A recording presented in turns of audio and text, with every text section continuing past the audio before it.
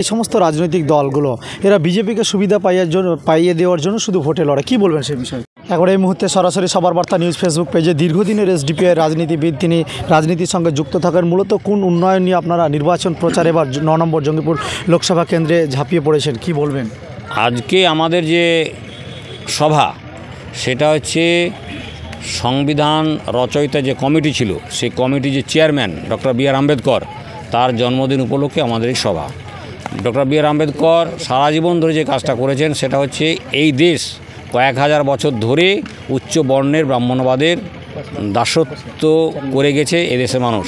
সে দাসত্ব থেকে বাকি ভারতবাসীকে মুক্ত করার জন্য তিনি লড়াই করেছেন। সেই লড়াইকেই আমরা মানুষের কাছে বার্তা দিতে চাই। দ্বিতীয় যে কথাটা হচ্ছে সেটা হচ্ছে যে 1949 সালের 26শে নভেম্বর আম্বেদকর সংবিধান সভায় প্রায় 3 ঘন্টার একটা লম্বা বক্তৃতা করেছিলেন। সে বক্তৃতায় খুবই স্পষ্ট করে উনি বলেছিলেন যে আমি আজকে খুব বেশি আতঙ্কিত, উদ্বিগ্ন যে আমরা যে নতুন ভারতে প্রবেশ করতে যাচ্ছি সেখানে একটা স্ববিরোধিতা নিয়ে করতে যাচ্ছি।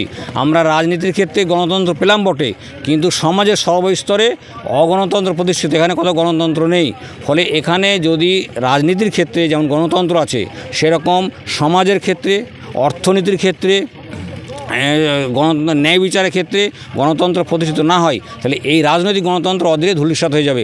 আজকে আমরা 2024-এ আম্বেদকরের সে আশঙ্কায় আমরা দেখছি সত্যে পরিণত হয়ে যাচ্ছে।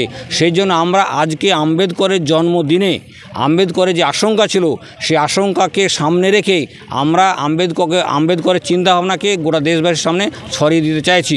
এবং আম্বেদকর যে কথা বলেছিলেন যে এই দেশে ব্রাহ্মণ্যবাদের বিরুদ্ধে একমাত্র সত্যিকারের বিকল্প হচ্ছে সোশ্যাল ডেমোক্রেসি, সামাজিক গণতন্ত্র।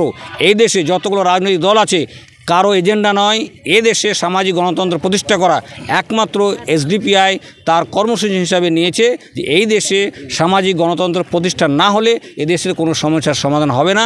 সেই জন্য আমরা আম্বেদকর সামনে রেখে সোশ্যাল ডেমোক্রেসি প্রতিষ্ঠা করার যে লড়াই করছি সেই লড়াইয়ের বার্তা দেওয়ার জন্য আজকে আমরা এখানে এসেছি।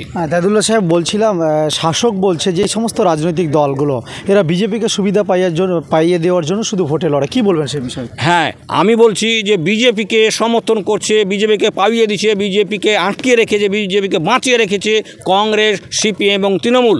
যদি কংগ্রেস, সিপিএম, তৃণমূল বাঁচিয়ে না রাখতো তাহলে পশ্চিমবাংলায় আজকে অ্যালায়েন্স হতো। সেই অ্যালায়েন্স হলে 42টাতে সিট দিত করা সিপিএম, কংগ্রেস, তৃণমূলের অ্যালায়েন্স। সেটা হচ্ছে না। এটাই চোখে আঙুল দিয়ে প্রমাণ করে দেয় যে এই রাজ্যে, অন্তত এই রাজ্যে বিজেপিকে মদত দিয়ে চলেছে কংগ্রেস, সিপিএম এবং তৃণমূল।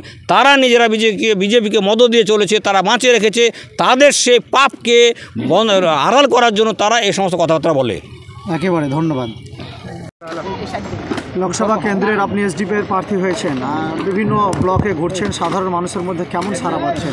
সাধারণ মানুষ যে প্রচলিত যে রাজনৈতিক দলগুলো যেটাকে মেন স্ট্রিম পার্টি বলে তাদের উপর অত্যন্ত ক্ষুব্ধ। তারা চাইছে এদের অক্টোপাস থেকে মুক্তি পাওয়ার জন্য, কারণ দুর্নীতি থেকে শুরু করে তারা যাদেরকে নির্বাচিত করছে তাদের কোনো নিশ্চয়তা নাই কোথায় যাবে, কে যাবে, এদেরকে ভোট দিয়ে পাস করে কী লাভ, তাদের ফিলিংসটা এটা। সেখান থেকে তারা বিকল্প খুঁজছে।